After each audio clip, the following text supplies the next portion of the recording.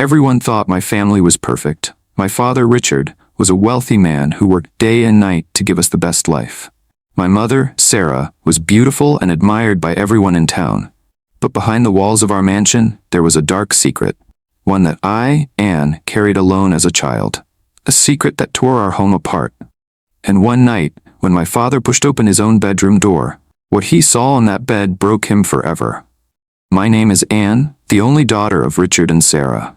From the outside, we looked like a happy and perfect family. My father was a strong, hard-working man. He owned businesses, traveled around the world, and made sure that his wife and daughter never lacked anything. We lived in a beautiful mansion, wore the best clothes, and ate the best food. People envied us because they thought we had it all.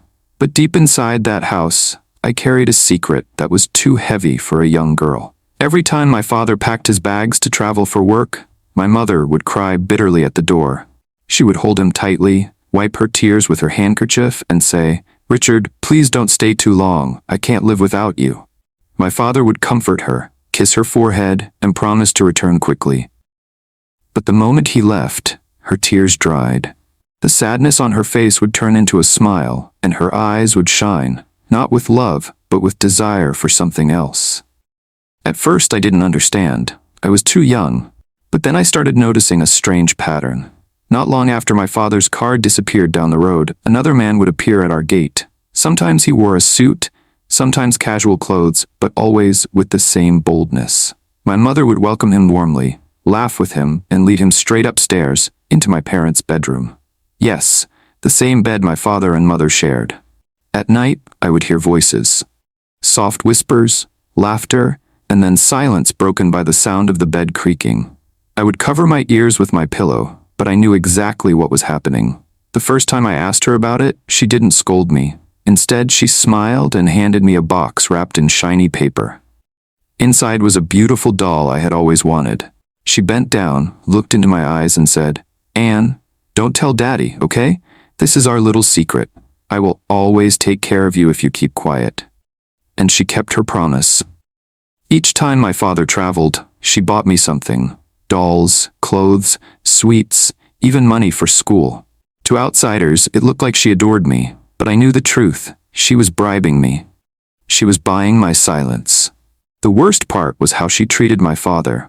Whenever he tried to discipline me for misbehaving, she would stand between us, shouting angrily, "Richard, leave my daughter alone. Don't ever raise your voice at her." As a child, I thought maybe she loved me too much. But as I grew older, I realized she was afraid. Afraid that one day, I might open my mouth and tell my father the truth. Every time I looked at my father, guilt ate me alive. He was killing himself with hard work, sweating to give us a better life, while my mother was rewarding him with betrayal. One night, I saw him come home exhausted after a long trip. His face was tired, his shirt stained with sweat. But the moment he saw me, his eyes lit up. He hugged me, kissed my forehead, and said, "Anne, my princess, Daddy is back."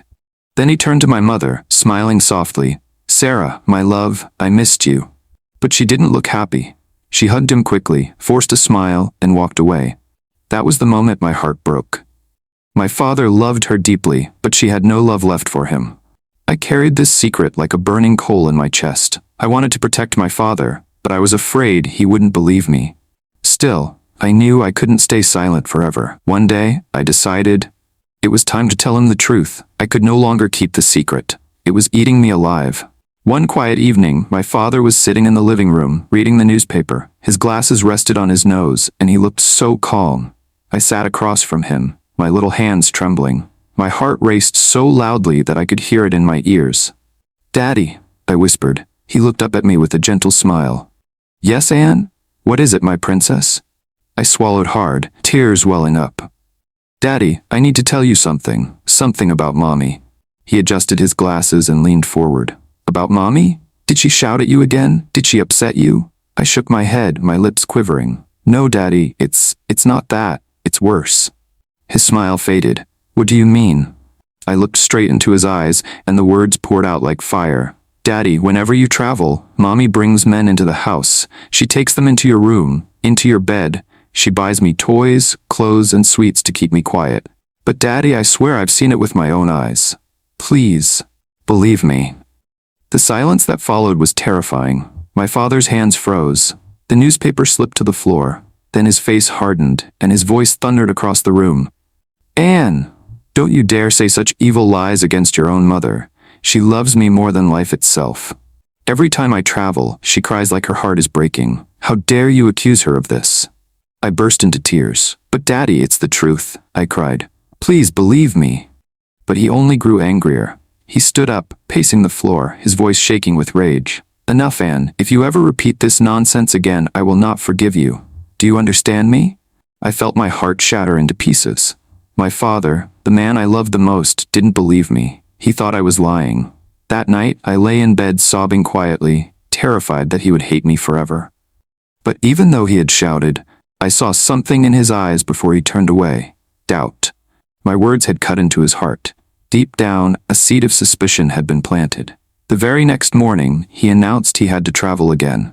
My mother, as usual, clung to him at the door, crying bitterly. "Richard, please don't stay long. I'll miss you so much," she wept. I stood behind them, watching with disgust. I wanted to scream, "Stop pretending," but I held my tongue.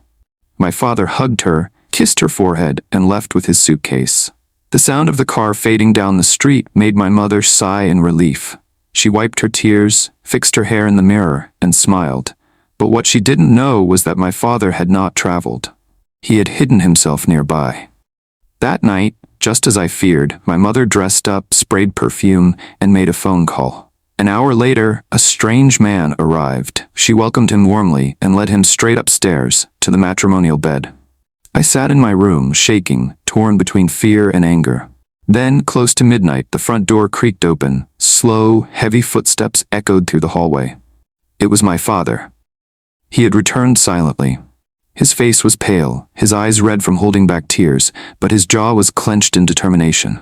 Step by step, he climbed the staircase. Each step was heavier than the last, like his soul was being dragged into fire. His hand trembled as he reached for the bedroom door. For a moment he froze, whispering under his breath, "God, let this not be true, please." Then he pushed the door open, just a little, and what he saw broke him forever. On his bed, his sacred matrimonial bed, was his wife Sarah with another man. They laughed, whispered, and touched each other as if the bed was theirs. My father's breath caught in his throat. His eyes widened, his heart shattered into pieces. Tears streamed down his face silently as he whispered, "So it's true, Anne was right. Sarah, how could you?" He didn't shout. He didn't fight. He simply stepped back, closed the door gently, and walked away with a broken heart that would never heal. From that night, my father was never the same again. The next morning the house was quiet, too quiet. My father, Richard, called my mother, Sarah, into the living room. He sat on the sofa, his hands clasped, his eyes swollen from a night without sleep. "Sarah," he said slowly, "pack your things." My mother froze where she stood. "Richard, what are you saying? Pack what things? Why?" My father lifted his head, his voice shaking but firm. "Because I saw it with my own eyes. I saw you last night, Sarah, on our matrimonial bed with another man. Anne tried to warn me, but I refused to believe her. Now I know the truth."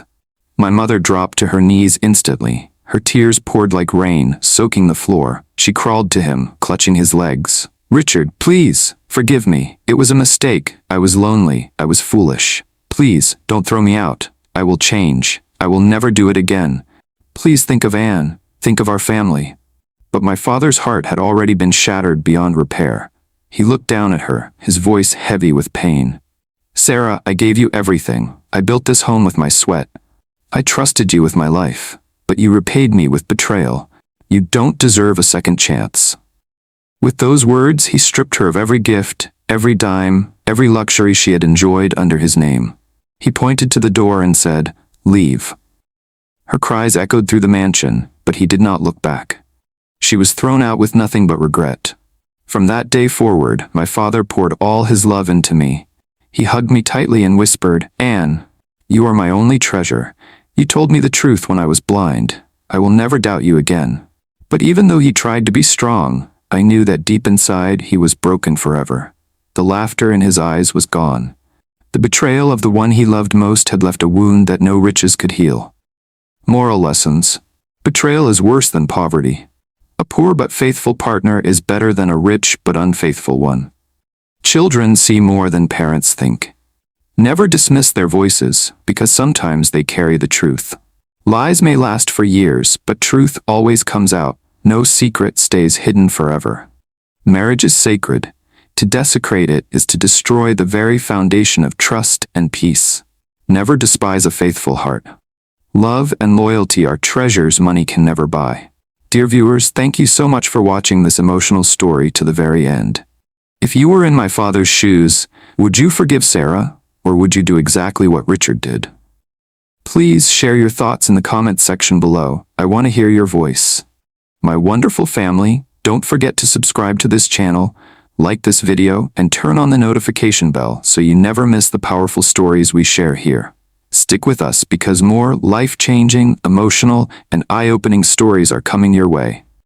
Stay connected, stay blessed, and stay strong.